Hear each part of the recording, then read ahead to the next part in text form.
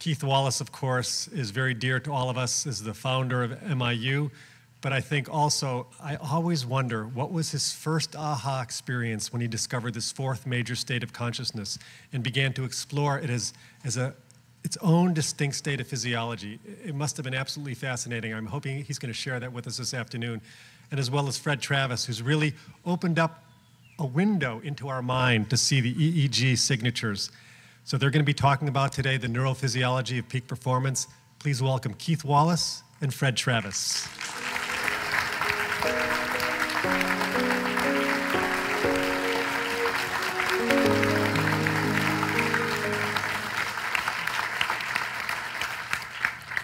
I'd like to start with a little story.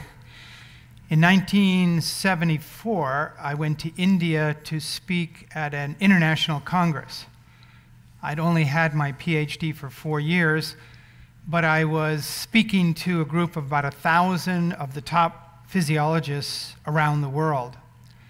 And it was a little bit, I was a little bit nervous, I must say. But the interesting thing was that before I went to this conference, I spent, in fact, I stayed up the whole night before, several nights before, working with Maharishi on developing this speech. So I was very well prepared. And Maharishi called this speech the Neurophysiology of Enlightenment. And it was interesting because of one of the top scientists in India. He essentially was hosting the conference, and so he felt this was appropriate. Even though I was a young PhD, he thought this was amazing that here was this great research that spoke about the tradition of India. And so that's why he made me probably the main speaker of this whole conference. And as I was preparing, and literally we prepared all night, Maharishi said, "Oh, we're going to make a pamphlet for you." I said, "Maharishi, you know, this is a scientific conference. I can't go with a pamphlet. They won't understand. You don't do that at science." He said, "No, no, no. We're going to do that. And we're going to put your picture in it, too." So, you know, before the lecture, all these pamphlets were handed out to all these scientists. And, you know, I had my thesis advisor, I had my whole, you know, board there, all my teachers in that audience, along with another 1,000 other people who managed to get this little pamphlet here, the Neurophysiology of Enlightenment, with a picture of me, which, you know, I did look quite young at that time. People sort of looked around me. "Dr. Wallace? Oh, yeah, where are you?" You know. But it was beautiful what Maharishi had done in this pamphlet. It was exquisite. And I'll just read you just a few parts. He said, "Enlightenment is not a hypnotic state of self-delusion or self-denial. The state of enlightenment represents the ultimate development of what we ordinarily consider to be the most valuable qualities of life." A beautiful definition of enlightenment. "It is something real, natural, and tangible, and develops systematically in a continuous and progressive manner on the basis of neurophysiological refinement or purification." And this is the main point I just wanted to make, because no one ever had defined enlightenment that way in the world. That was Maharishi's genius. To first of all encourage scientific research. You know, there had been some studies, people had looked at yogis, they looked at, you know, they dug a pit, put a yogi in it and saw how long he could survive. I mean, that was literally the extent of the research. And there was some, you know, he did survive, so it was okay. But, and his oxygen consumption seemed to go down.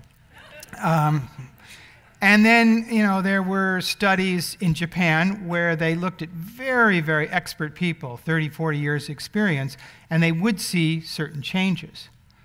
But again, that was kind of phenomenalistic. Nobody was really interested in explaining what was happening.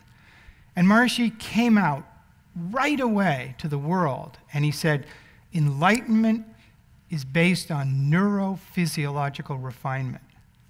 And with that, some 5 million people started meditation and pursued enlightenment. Maybe they were interested in lowering their blood pressure, doing this or that. But nevertheless, never in the history of the world had 5 million householders suddenly pursued enlightenment all because Maharishi redefined it. And of course, he brought out an exquisite technique to allow it to be brought about. But he talked about enlightenment in the language of the times. And that was really Maharishi's great genius. He understood that the experience of consciousness, of pure consciousness, changed the nervous system.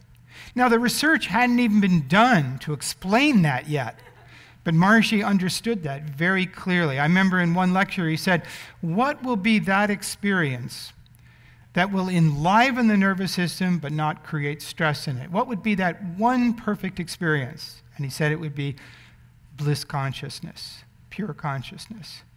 And this, we now understand on a neurophysiological basis that everything we do, right now you're hearing this lecture, neurons are changing in your brain. It's dynamic, our brain. It's not hardwired. It's constantly changed by experience. But we've never had that experience of transcending before.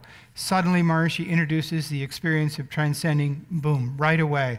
And you could see, for me, doing the research in the early days was easy, because I could take beginners in, and instantly you'd see these beautiful changes. Nice, lovely alpha waves in the frontal part of their brain, all kinds of changes in their physiology, from biochemical changes, oxygen consumption, and so forth.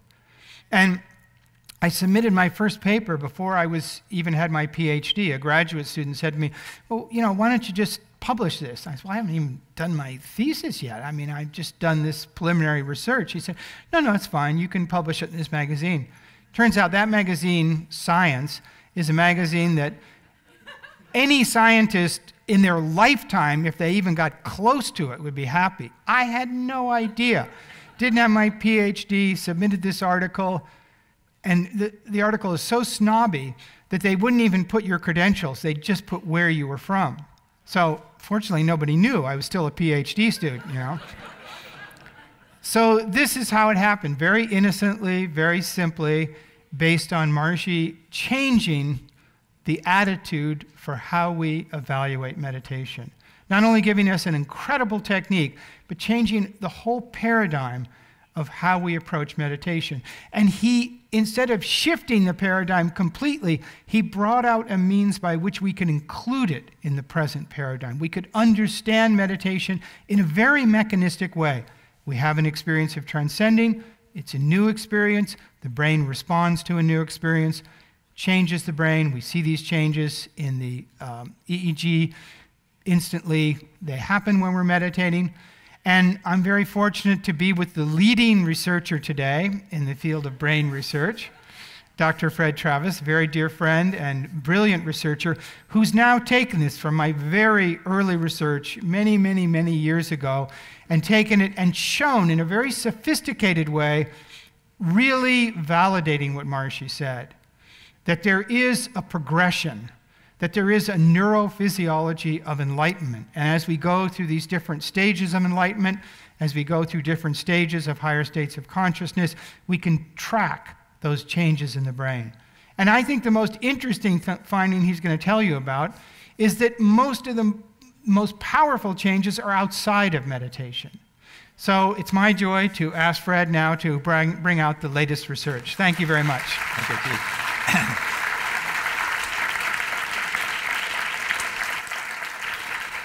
Thank you, Keith, and thank you for establishing enlightenment on a very firm basis of brain functioning. A lot of things that happened since your research. Some has looked at blood flow.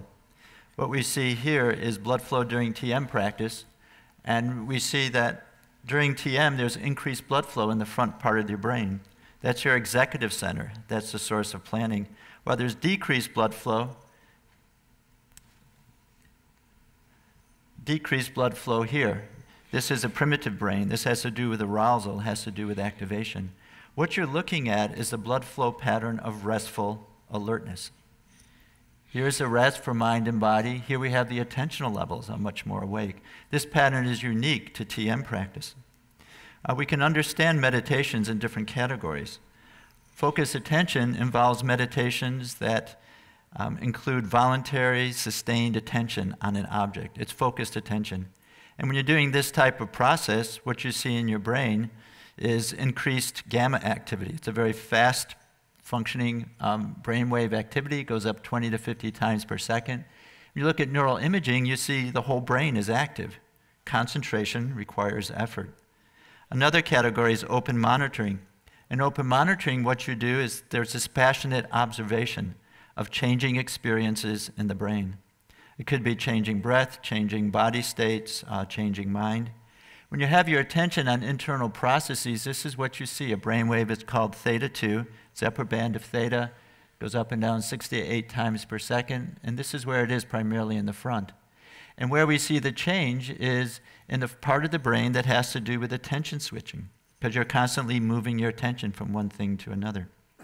The last category, automatic self-transcending, includes any meditation which goes beyond its procedures of practice. The self that's being transcended here is the steps of the meditation.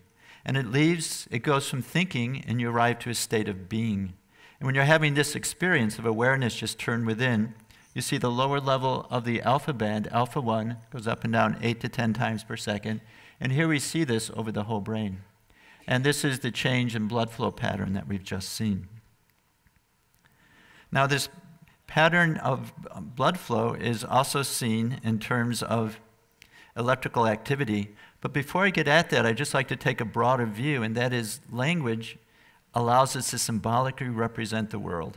It's allowed us to visualize and create this building. Language is what lets people envision the unified field. Also, language is what's used to create genetic modified organisms. What happens with the language is we can get stuck in the language, stuck in the words and the concepts, stuck in the worldview, stuck in paradigms. Meditations in these first two categories continue us involved in the thinking process. With transcendental meditation, which is in this automatic self-transcending category, you're actually able to transcend thought. You're able to transcend categories. You're able to explore what is at the source of thought. And what is at the source of thought is just consciousness, pure consciousness without an object. I ask people to describe that experience. And I ask them to describe it in their own words, as though they were tasting a strawberry. I didn't want them to give me the words they've heard me speak out. And then I did content analysis, where you see what are the ideas contained in their descriptions. These are the three themes: absence of time, absence of space, and absence of body sense. Absence of time, that's the part of us which is eternal. Absence of body sense is the part of us which is connected with the world around us. This is our most universal self. This is the experience of transcendental consciousness, of just consciousness itself. It's the fourth state of consciousness. And we're fortunate that we not only have this experience during the meditation, but it becomes part of our daily activity. Here we have EEG patterns in a 19-year-old meditating for 4 months. This is TM practice. This is eyes open. Here we have the alpha activity we talked about. We see it goes up and down together. This is called coherence. Coherence means different part of the brain are working together. This is eyes open. You notice this fast activity. This is the gamma. This is the beta. This is actually trying to take in outside information. Keep your attention on this side of the slide, because we'll see EEG patterns in someone meditating for 8 years. Ready? Notice what's happening is the EEG patterns of TM are there now during waking activity. So what's happening is that universal sense of self, that part of us which is silent, stable, non-changing, is becoming part of everyday activity. This is cosmic consciousness. Maharishi says, we see things as before, but not as before.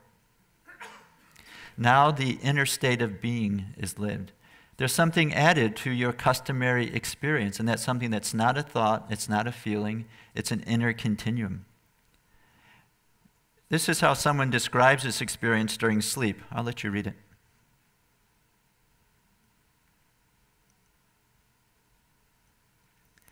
This person teaches school at the Maharishi School of the Age of Enlightenment, the K through 12 school, consciousness-based school here in Fairfield. Notice they use a very concrete analogy to explain this very abstract experience. Pure consciousness is there. It's a continuum. It's like the soda, which is always there. And the fizzing of the soda, which lets you identify with it, is like that effervescence of pure consciousness, which gives rise to thoughts and feelings and perceptions. But when that settles down, when you're asleep, it's as though the fizzing goes down. This is what's happening in the brain during this experience. It's 30 seconds of data. These are delta waves. That's what you see during sleep. That's restoration during sleep. This is someone reporting cosmic consciousness. Notice you still see the delta waves, you still see the restoration of sleep. But in addition, it's more ragged. We can count this 1, 2, 3, 4, 5, 6, 7, 8. We see an 8 hertz wave on top of a 1 hertz wave. We see these two frequencies which correlate with deep sleep, delta, and inner wakefulness. This is what the group data show. And what's interesting, so this is non-meditators during sleep, short-term meditators during sleep, those reporting cosmic consciousness. Notice in the short-term meditators who are not experiencing cosmic consciousness, there's still a beginning of integration of this style of functioning into the brain. What is happening is CC isn't a 0-1 step. It's like a flower opening up gradually over time. This is what the brain looks like in people who are engaged in activity. We have 17 non-meditating subjects, 17 practicing TM but not reporting CC, 17 reporting CC. We gave them complex computer tasks, and what's differentiated this group is what is the character of the front of the brain, these organizing executive centers of the brain. We see it's working more as a whole. Also, the overall dominant frequencies are more alpha, which is self-referral, and less of this fast activity, which is object referral. You're getting a different basis from which you're processing the world. And last, brain preparatory response. Notice we have a mirror image here. During a simple task, when you know the response, there's increased preparatory response. And the choice reaction time, where you don't have enough information, the people reporting CC are remaining balanced until it's time to act. And we've added these together to get a brain integration scale, non-meditator, short-term, higher states. And what this is showing is there's now a different perspective on which you're appreciating the world. You have a completely different inner frame of reference.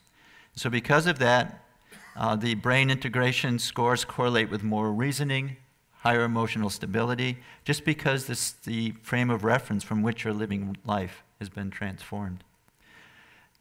This last slide is ongoing research, seeing do we see this measure, this brain measure, anywhere else. This is work I've done with Harold Harung. He's been instrumental in creating and carrying out this research. We're right now writing a book which is reporting our research. This is just looking at the brain patterns we see in athletes. And these are 66 athletes, 33 had finished in the top 10 for at least 3 consecutive years. In Olympic Games, National Games, the controls had not. You notice there's higher levels of brain integration. Managers, we see a similar phenomena. These are top-level managers. They've been CEOs for 18 years or longer. The company had grown during that time. We see higher levels of brain integration compared with controls. Now, these are not meditation studies. They didn't practice meditation, but they are successful. Here we have brain integration in our short-term, long-term practitioners. Now, when I show this, I don't mean to suggest that if you meditate, you're going to be a great manager and a great athlete. But what I do suggest is transcending, taking the mind to inner unboundedness, is creating that brain style which is going to make you more successful in whichever area of life you're endeavoring. So my conclusion, the brain changes as we grow to cosmic consciousness. As the brain changes, we realize our birthright to live universal being in the midst of waves of change. To live this reality is why we have been born on earth. What transcending is going to do, it's going to take the conscious future and it's going to make it into our living presence. Thank you very much. Can we both stand up here? Okay.